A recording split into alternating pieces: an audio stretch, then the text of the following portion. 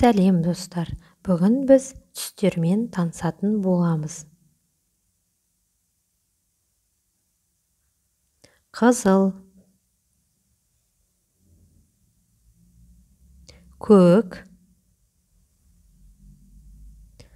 қызғылт, күлгін,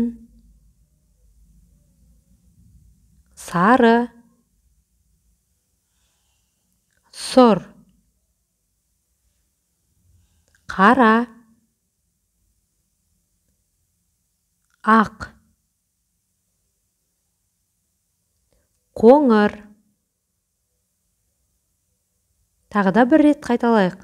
Қызыл, көк, қызғылт, күлгін, сары, сұр, қара, ақ, қоңыр.